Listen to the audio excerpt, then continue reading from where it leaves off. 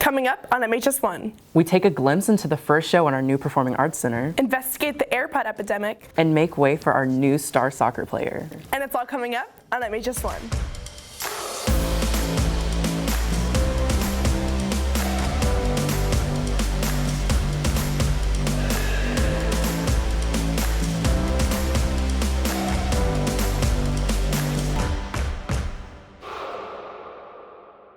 Good morning, McKinney High School. Today is Friday, January 25th. I'm Jason Williams. And I'm Monica Newland, and you're watching MHS1. After months of anticipation, the auditorium is finally ready to showcase their first production.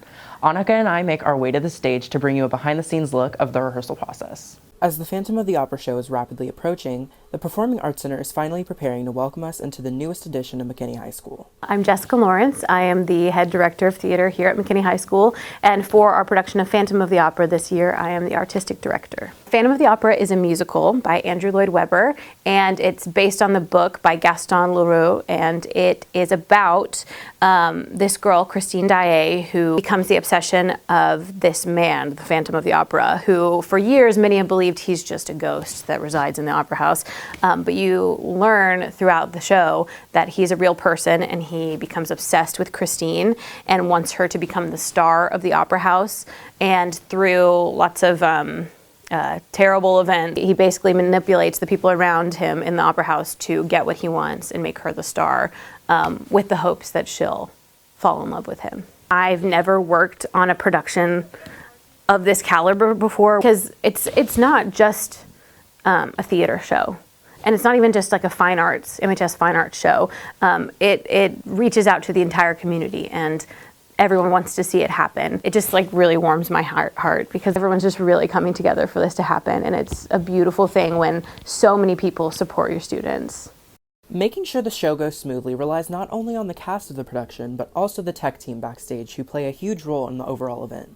So as tech director for the production, I'm overseeing lights and sound and props and scenery and costumes and any of the behind the scenes, just trying to bring to light the vision of the director. Department production as a premiere production, I think that we of course want to pack the house, but we want to have a successful show, and one that represents McKinney High really well, and one that says this is the opening of the new Performing Arts Center, and does a great job of representing what the school is. And we've been very grateful for construction technology. The woodshop teacher, Mr. Matkoff, has opened up his doors to us, and so we've spent last semester building there.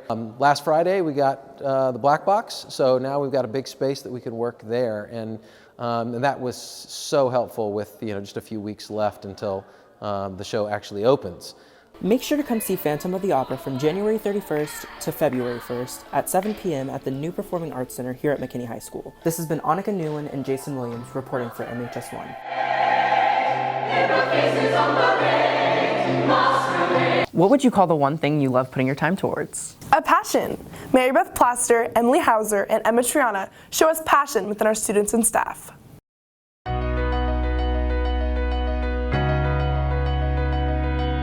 Music is my passion. Music makes me feel so happy. Every time I play music, I get a really warm feeling in my heart, and I just know that I am doing the right thing. I am passionate about crocheting. We're doing a door contest right now for the teachers. It's a Wild West holiday theme, and so I've decided that I'm going to crochet tiny cowboys and I'm going to put them on my door. I'm passionate about tennis. It just makes me feel happy and excited that you get this really good group of friends through tennis. I'm passionate about music. It's always given me a home, and I feel really connected to other people here. My passion is definitely engineering. It's been one of the greatest experiences of my life. It's just such a stress reliever. Last year, I think for engineering club, I put in about 400 of my own after-school hours, and I would not take back any of those hours to do anything else.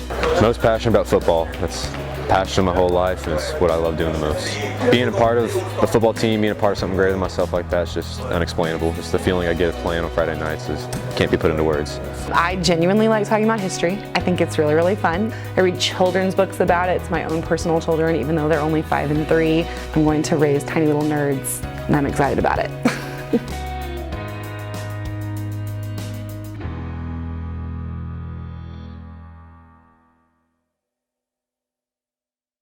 Let's climb and conquer as Allie Tauber and Sydney Beck jump into the life of our very own American Ninja Warrior. Freshman Nolan Ward likes to work out. However, he doesn't use facilities like Apex or Lifetime. I first got into American Ninja Warrior when me and my dad, I was 7 years old, me and my dad were sitting on the couch and this show called Sasuke came on and we were just like, whoa, this is really cool. And then American Ninja Warrior was about to come out, and that's basically a spin-off version of Sasuke in America. And I'm like, whoa, they're bringing this to America. That's awesome. And so a couple years later, I realized, hey, I could actually do this. Like, I think I could do it. So that's when I started training seriously. I am training for the show. I am training for American Ninja Warrior. I've already competed on American Ninja Warrior Junior. And that was an amazing experience. And when I got the call that I was going to be on the show, it was probably the most joy I've ever felt in my life. I was so excited. But right now my focus is on competitions in American Ninja Warrior. Nolan's coach, Karsten Williams, is all too familiar with this kind of training. He's competed on the show many times, made it to the finals. Every single year he's competed except for one, but that was his first season, but yeah, he's a really good coach. I met Nolan in 2014, which was my second season of American Ninja Warrior. It was filmed here in Dallas. His family was in the audience, and we ended up meeting each other and talking a little bit, and we kind of hit it off from there, and he was actually in my audition video for my second season, and after that, he got an opportunity to get on American Ninja Warrior Junior, so I helped him and was in his audition video to get on there. And so we both help each other out. We're good friends, training partners. I coach him to help him improve his ninja skills. So I am now a 6-time veteran on American Ninja Warrior, and I do a lot of bodyweight training, a lot of time in the gym, doing functional fitness, free weights, and then also a lot of just bodyweight stuff, bars, pull-ups, things like that, calisthenics, and of course working on ninja obstacles here at Ninja Nation. My friends and family have been very supportive of my journey to try to get to compete, and they can't wait to see me when my episode airs. And I will be on American Ninja Warrior Junior episode 14, which will air on March 16th on NBC Universal Kids. Now, the show is still my prime objective, and I want to compete so bad, and this is something that I love doing. I love it with all my life, and I'll probably continue doing this for as long as I possibly can. This has been Allie Tauber and Sydney Beck reporting for MHS1. Now over to Alicia Stokes for sports. Thanks. The Lions soccer team won against Prosper 3-0, making them first in districts. They'll be playing Allen at home today at 7:30. Now here's Sam Richards with a preview. The Lions soccer team began their pre-district season 6-0 before falling 1-2 to North. Coming into it, we were really confident, and it was a hard loss against North for sure, but before going into the season, knowing that we were going to be 6-0 would be a very, very big confidence booster for the team. We're intimidated by a big district this year because of Prosper and Jesuit joining. They're very solid teams, but we feel like our level of play and our chemistry this year is enough to counteract that. I think whenever we went into our game, we were a little too confident because we were 6-0, but I think we're going to care less about records leading into our first couple games, and hope to get some wins. I think we're in a good place. I think a lot of people are intimidated by us, by our record. Tuesday the 22nd, they won against Prosper, making them first in district. This is probably the funnest team I've played with in a really long time, and these guys are amazing. They work hard and we leave it out on the field every time. Just our captains, they're really leading us this season. I'm really excited for what's in store, and hopefully we can get some good wins. This has been Samantha Richards reporting for MHS1. The Lionettes soccer team fell against Prosper 0-3. They will be playing Allen at Allen's Auxiliary Field at 7:30. That's all for sports. Back to you. Thanks, Alicia. Hugs Cafe caters to everyone for employment. Mary Beth Plaster, Emily Hauser, and Emma Triana show us more on this incredible place. Hugs Cafe of downtown McKinney is a non-profit restaurant that employs and trains adults with special needs. The cafe is located in historical downtown McKinney on East Virginia and has been open for business since late 2015. Hugs, as a nonprofit, staffs 80% adults with disabilities, so only 20% of our staff is considered neurotypical. The rest have some type of disability or disadvantage, and we seek to give them purpose and meaningful employment in the cafe or greenhouse. We are soups, salads, sandwiches, and homemade desserts, so everything here is made from scratch except for our bread. The preparation of the food is something that can be done in trainable steps for someone that may have a learning disability. The vision of Hugs Cafe has certainly come into effect among the many employees and volunteers, changing lives in more ways than one. Oh, I started working here in 2015. When I clean up the tables, it helps get all people clean, so they can have a clean table to sit and eat. So I have this job for a long time, almost 1 year. I'm very happy I am right now. I made all my friends and my staff too. Oh yeah, it's really awesome working with co-workers. The mission in and of itself has accomplished what the founders solely hoped for, employ special needs, and has changed the lives of even more in the process. I've been volunteering at Hugs through NCL for about 2 years. NCL stands for National Charity League, and through that we volunteer for different philanthropies. I used to be just a volunteer here. I would come in, that's how I started, is I came in wanting to volunteer, trying to find something that I really enjoy doing. Hands down, I think everyone that works here would say their favorite part is the teammates. It's definitely one of my favorite places to volunteer. And I just love the positive and inclusive environment it provides for the adults with special needs. I think volunteers, or anyone really that has walked into this experience, a lot of us don't have anyone with special needs in our family. We just fell in love with how inclusive this environment is. All my coworkers here are always so welcoming when I walk in, and they're always positive and happy, especially my friend Dylan. He loves to sing here, and he's great at greeting people and giving them a warm welcome when they walk in. Every day that Dylan comes and does karaoke, or that someone gets really super excited about their job and being able to come here makes the whole experience worthwhile. That's really what this place is about, is really being able to just come be yourself and have a good time. With a bright tomorrow ahead for the cafe, owners look to the future with many more years of spreading love and hugs. Hugs is definitely my happy place, and you'll never walk out of here without a smile. I think that's what we all want to do, is try and make a difference for somebody else. And that's very evident here. We get to dance around and accidentally make sandwiches, so. This has been Mary Beth Plaster and Emma Triana, reporting for MHS1.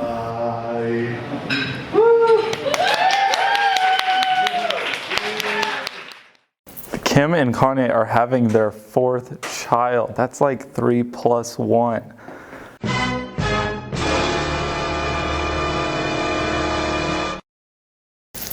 Sorry, I couldn't hear you. I had my AirPod in.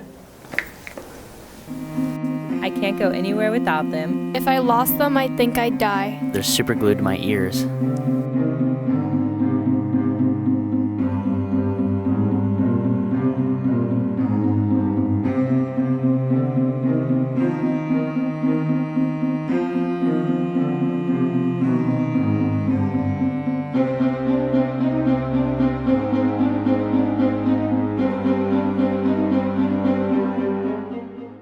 She kicked and scored a goal on the U.S. national team. Brandon Barrows and Ali Tauber helped share the story of our very own World Cup participant, Samar Guidry. MHS Junior Samar Guidry has been passionate about soccer her whole life.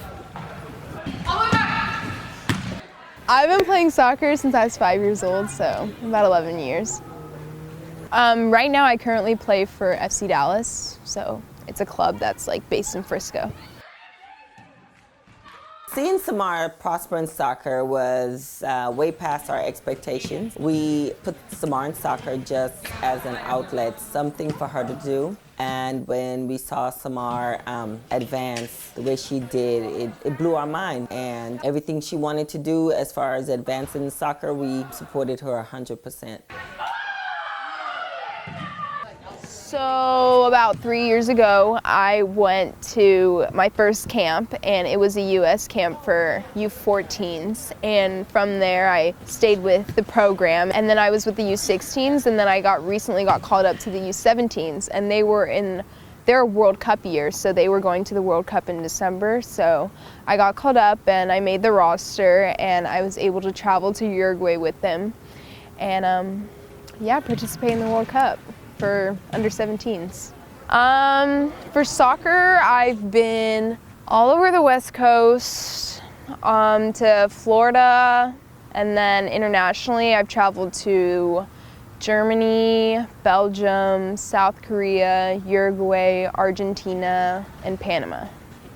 I think the whole experience with my traveling and switching schools and everything in general has just taught me to never take anything for granted. I definitely realized that not spending as much time at home can affect a lot of relationships, and it just makes everything that much more special to me. And so yeah.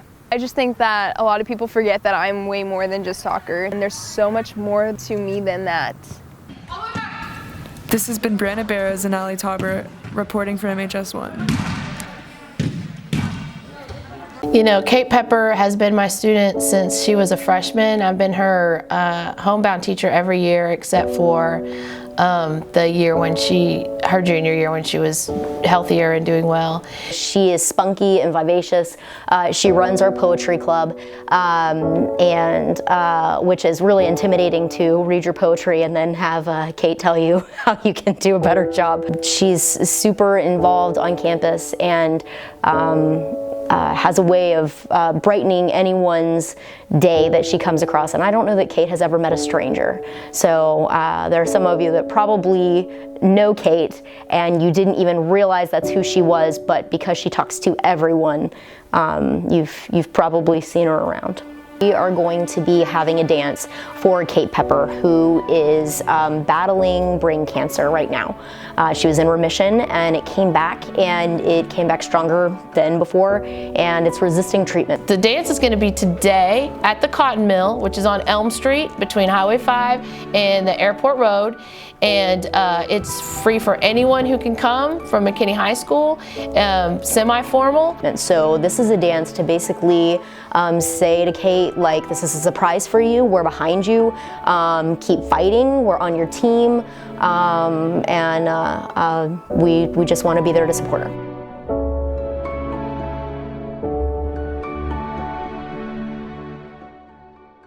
And that's all we have for you today. Make sure to follow us on Twitter at Mainstream News. And remember, if it's news and it's at McKinney High, it's MHS1.